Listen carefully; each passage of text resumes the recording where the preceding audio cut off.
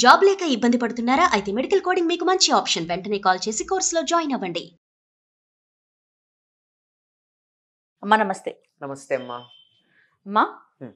ఉసిరికాయ హ్మ్. ఉసిరి పచ్చడిని హ్మ్. ఆదివారం తినకూడదని చెప్తుంటారమ్మా. అవును ఎందుకనమ్మా అసలు ప్రత్యేకించి ఆదివారమే తినకూడదని ఎందుకు చెప్తారు?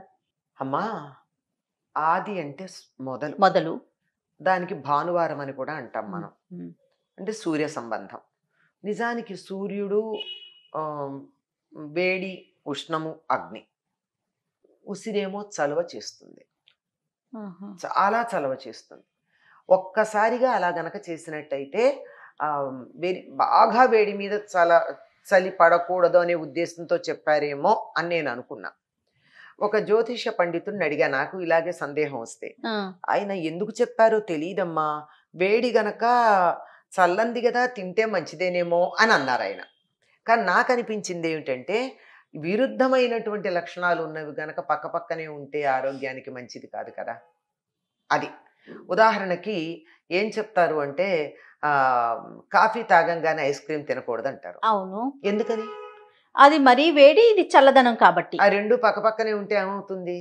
విరుద్ధ ధృవాల్లాగా అది ఆపోజిట్ ప్రమాదం ఉంటుంది. అవునమ్మా. అదే దృష్టి అయి ఉంటుంది అని నేను అనుకున్నా. నా ఉద్దేశం అంతే. ఆయుర్వేద దృష్టితో అంతే. జ్యోతిష్ శాస్త్ర ప్రకారం పర్వాలేదన్నారు. అది ఇది వాళ్ళని అడిగాను, నాకు సందేహం వచ్చి. అదే కాకుండా నిజానికి ఆదివారం సూర్య సంబంధం గనక ఆహార నియమాలు చాలా పాటించాలి. ఆదివారం నిజానికి ఎన్నో నియమాలు పాటించాల్సిన రోజు. మనమేమో అన్ని నియమాలు పక్కన పెట్టి ఆదివారం అని చెప్పి మనం పాడు చేసుకుంటూ ఉన్నాం.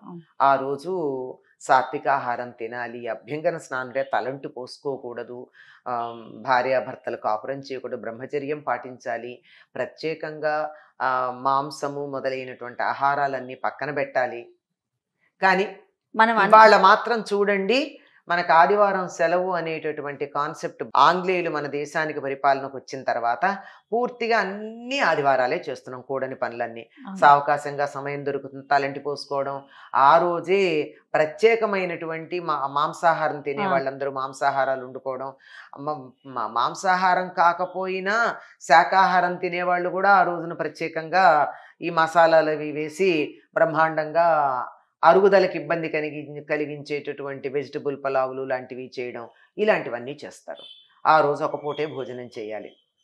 నియమం ప్రకారం అయితే ఆరోగ్యం దృష్ట్యా ఆయుర్వేదం చెప్పింది, మనం వేరే చెప్పాలి. ఆయుర్వేదం అంటే మన ఆరోగ్యానికి సంబంధించిన శాస్త్రం కదా.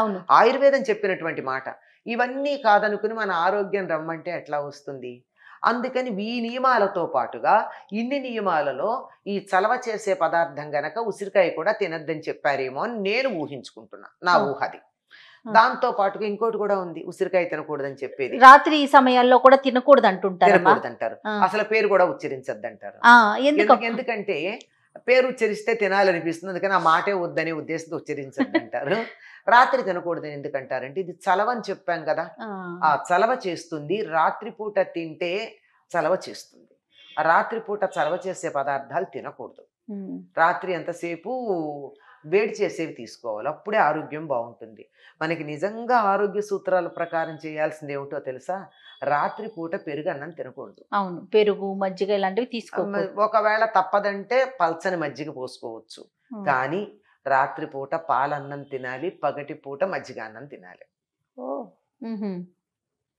మనం ఏం చేస్తాం? ఇవేమీ పాటించాం. ఆరోగ్యం ఉండాలని మాత్రం కోరుకుంటాం, అంతే అంతే. అంతే. ఎందుకు లేదు అనుకుంటాము. ఇలాంటివి నిత్యకృత్యంలో ఒక రొటీన్ లాగా చేసుకుంటే అయిపోతుంది. రాత్రిపూట ఉసిరి పచ్చడి తిన్నట్టయితే విపరీతమైన జలుబు చేసి నెమ్ము తలంతా పేరుకుపోతుంది. సైనస్ లాంటివన్నీ వచ్చేటటువంటి అవకాశం ఉంది. వస్తుందా? నేను తిన్నాని వాళ్ళ రాలేదు అని ఛాలెంజ్ చేస్తే ఒక్క రోజులో వస్తుందా?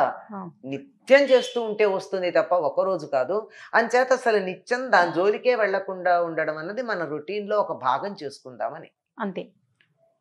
తర్వాత ఇంకోటి మీరు గమనించారో లేదో, ఉసిరి గనక తిన్నాం అనుకోండి ముందు, తర్వాత ఏ పదార్థానికి ఏది రుచిగా లేనట్టు అనిపిస్తుంది, తెలియదు. దానికి ఉన్న రుచి అట్లాంటిది. అన్ని రకాల రుచులు ఉంటాయి. అందువల్ల రాత్రిపూట అది తిని, ఇంకా రాత్రి మరి పాలన్నం కదా తినాలంటారు. ఈ ఉసిరి తిన్నాక పాలన్నం తింటే పాలు విరిగిపోతాయి కదా, మ్యాచ్ కాదు అందువల్ల కదా. అందువల్ల రాత్రిపూట ఉసిరి తినకూడదు అంటారు. కానీ ఉసిరి వల్ల ఉపయోగాలు అసలు మాటల్లో చెప్పలేం అమ్మ, కదమ్మా. ఉసిరి అమృతంతో సమానం అమ్మ. ఉమ్. అమృతంతో సమానం. మీకు ఇంకొక ప్రత్యేకమైన విషయం చెప్తాను.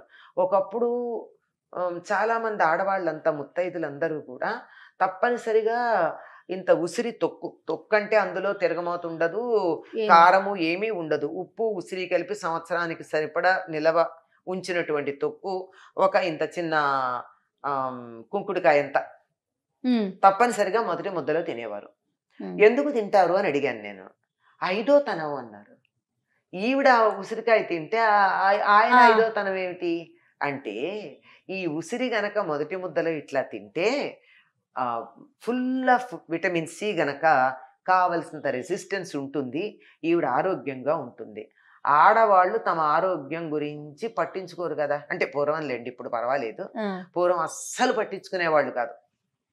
అందుకని అత్తగారు తప్పనిసరిగా తన కొడుకు బతికుంటాడు అంటే ఆయుర్దాయం ఉంటుందంటే కోడలికి తప్పనిసరిగా ఇంత ఉసిరికాయ పచ్చడి వేస్తుంది. కోడలికి మంచిదంటే వేస్తుందో వేదో. అందుకని ఇది తింటే 5వ తనం అనగానే వాళ్ళు తినేస్తారు. అది గనక ఎవరైతే మొదటి ముద్దలో ఇంత ఉసిరికాయ తింటారో వాళ్ళకి వజ్ర సదృశమైన శరీరం ఉంటుందిట.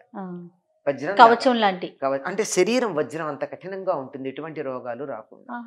ఆయుర్వేదంలో ఉండే అన్ని రకాలైనటువంటి మందుల్లోనూ ముఖ్యంగా టానిక్స్ లాగా బలవర్ధకంగా ఇమ్యూనిటీ పెంచేవి ఏవైతే ఉన్నాయో వాటన్నింటిలోనూ బేసిక్ ప్రోడక్ట్ ఉసిరికాయ ఉంటుంది. ఖచ్చితంగా మనం తినాలి. ఇప్పుడు కూడా అందులో కార్తీక మాసంలో తప్పకుండా తినమని కూడా చెప్తూ ఉంటారు. ద్వాదశి నాడు తప్పనిసరిగా తినాలంటారు. ఆఖరికి ఉసిరి గాలి కూడా చాలా మంచిది శరీరానికి. అందుకే కదమ్మా వనభోజనాలకు వెళ్ళినప్పుడు ఉసిరి చెట్టు కింద భోజనం చేస్తారు. మా పిల్లలకి ఎలా అలవాటు చేయటం చెప్పండి. మొదటి ముద్ద ఉసిరి పెట్టండి అంతే. ఇప్పుడు అది లేకపోవడం వల్ల డాబర్ చ్యవన్ప్రాష్ ఒకటి తయారు చేస్తున్నారు, అందులో ఉండేది ఉసిరి. దాంతో పాటుగా ఈ ఉసిరికాయ ముక్కలు దొరుకుతున్నాయి. అవును, బెల్లంతో వేసినవి, మసాలాతో వేసినవి, అన్ని రకాలు దొరుకుతున్నాయి. అదైనా రోజు పొద్దున్నే ఒకటి నోట్లో వేసుకోవడం అలవాటు చేయండి. డాబర్ చ్యవన్ప్రాష్ గనక అయినట్టు, డాబర్ అనక్కర్లేదు, మన ఇంట్లో కూడా చేసుకోవచ్చు చ్యవన్ప్రాష్. మా నాన్నగారు తయారు చేసేవారు. బాగా ఉసిరికాయలును బెల్లం, కొంత తేనె, యాక్చువల్గా తేనె ఉన్న రోజుల్లో తేనె బాగా దొరికితే మంచి తేనె పట్టి మన ఎదురుగా పిండినటువంటి తేనె, వీటన్నిటిని కలిపి బాగా చేసి ఎండలో పెట్టేవారు. అది ఏమంటారంటే సూర్యపక్వం అంటే అంతే. దాన్ని పూర్తిగా పొయ్యి మీద పెట్టేది కాదు, అట్లా పెట్టేదంతా మెత్తగా తయారయ్యేటట్టు తయారు చేసి అవి ముక్కలుగా ఉన్నా ఏం పర్వాలేదు, కొంతకాలానికి అదంతా చాలా గట్టిపడిపోతాయి. అది ఉన్నా సరే పొద్దున ఒకటి నోట్లో వేసుకుంటే అందులో కొంచెం సైంధవ లవణం ఇంకేవో కలిపేవారు, నాకు అంత బాగా గుర్తులేదు, సొంటేసేవారో గుర్తులేదు. అలాంటివి 1, 2, 3 చిన్నవి వేసి అక్కడ పెడితే కాస్త జ్వరం అది వచ్చి నోరు బాగుండలేదు అంటే ఆ మొక్క పొద్దున పూట బుగ్గన పెట్టుకునేవాళ్ళం. చాలా మంచిది. అందువల్ల పిల్లలకి ఆ రకంగా తినడం అలవాటు చేసినా పర్వాలేదు, కానీ శ్రేష్టం ఏమిటంటే మొదటి ముద్దలో ఉసిరి తినడం. కానీ ఈ రోజుల్లో మొదటి ముద్ద ఎక్కడుంటోంది, అన్ని బ్రేక్ఫాస్ట్లు అయిపోయినాయి. అవునమ్మా. మంచిత పొద్దున్నే ఇంత చ్యవన్ప్రాష్ లాంటిదే తయారు చేసి కొనుక్కునైనా పెట్టండి, తయారు చేసుకున్నా పర్వాలేదు.